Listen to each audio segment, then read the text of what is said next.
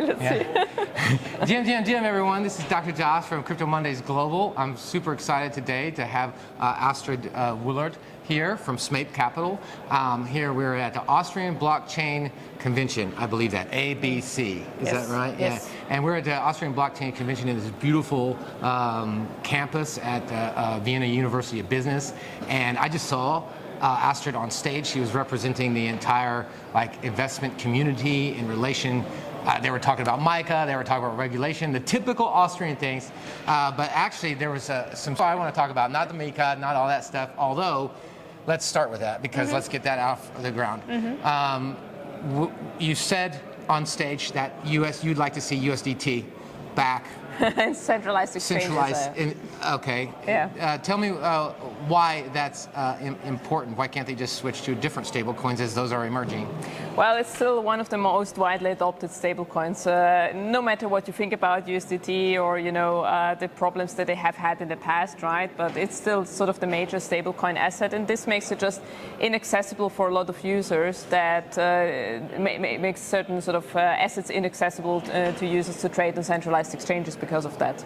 Yeah. Okay, so any thoughts on why USDT they decided not to go forward with MicA? Is it because of data privacy or? I think there are just some certain elements of MicA that they just can't fulfill, or maybe also just don't want to provide. I'm not that deep into sort of the whole process on their end, unfortunately. But I think it's just a shame that for what this kind of stablecoin represents, or for the market here, it's a shame. I mean, people can still get around it by using sort of decentralized exchanges. I'm very much a fan of decentralized exchanges anyway, right? Because that's sort of more in the decentralization ethos.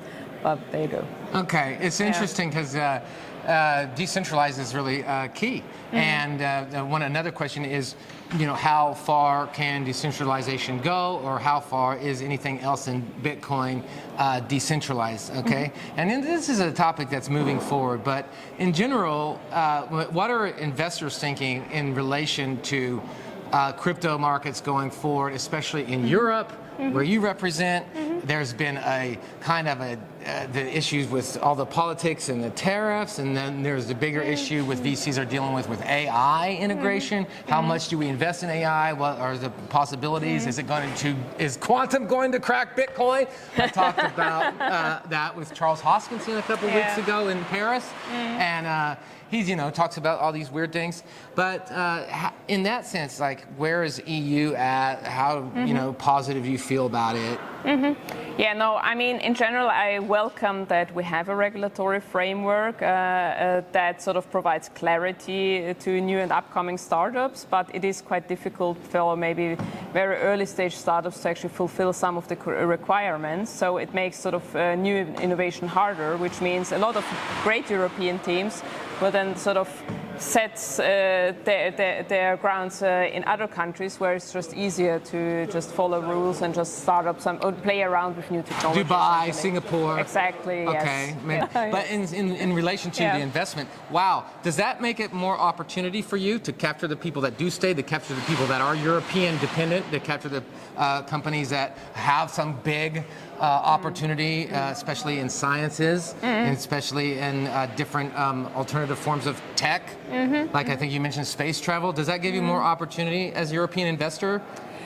Basically, we have a good ground in sort of that we can help sort of international companies access the European market, because this is our home base. In terms of investments, we are quite agnostic to where teams are based, because we always feel tokenized economies are global, or even sort of beyond global play, like interplanetary play. This is why one of our verticals of investments is, for example, decentralized space tech as well, where it goes around satellite management, drone management, and stuff like interplanetary communication system. So this is also something that we're excited about amongst many verticals that we cover. Okay, interplanetary space travel of information on blockchain.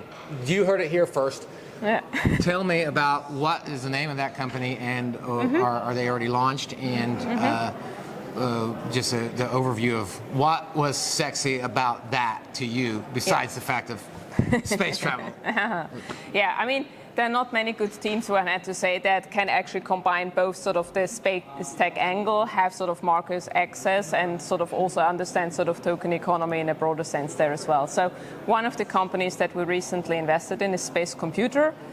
So they are integrating with satellite management as we speak, sort of mostly in the US, because it's sort of maybe easier to access that market at this point in time. It has also a great market share, obviously. And the other one is a European company based in UK called Neuron.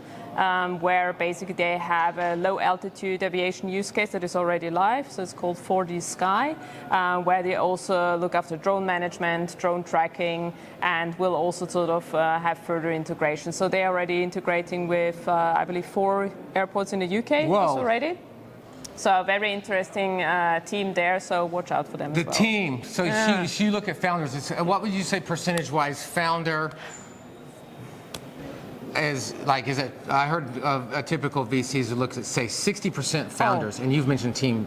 No, absolutely. I mean, founder capability is certainly a huge overweight for us. So it's also like 60-70% of that. So because if you have very good founders, they will also find their way. So even if they realize, okay, our product is sort of having issues, or we have problems with sort of getting into a certain market, they will be able to pivot around and say like, okay, no, you know what?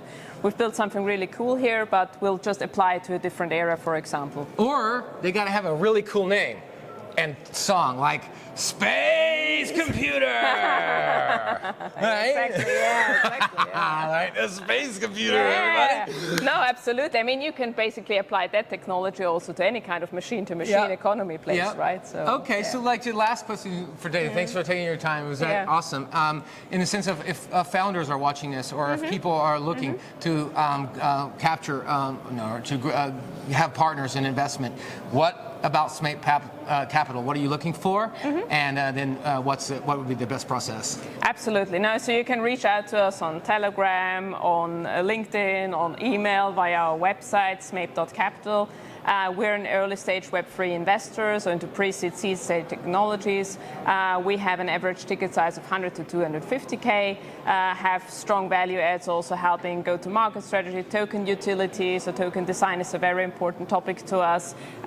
We also have a strong suite of validators on board, also technical advisors that sort of can help sort of with certain aspects of these projects as well. And we're quite open to verticals around decentralized science, decentralized space tech, maybe hardcore infrastructure or more application focused. We're in it for all. Hardcore, right? Vertical, all the way to Space Computer! Thanks a lot. Thank you. It was great speaking to you. Thank you. Hello! The OG of DLT Austria and this wonderful blockchain, Austrian Blockchain What Conference. is this video? Austrian Blockchain interview. Center. Is this live stream? Huh? No. No, man. But you know what? You were made for Hollywood, so this is going to be in Hollywood just for you, baby. Austrian Blockchain Center, thank you very much for this wonderful conference here. Thank you. And Astrid Woollard, thank you for your time. Thank you.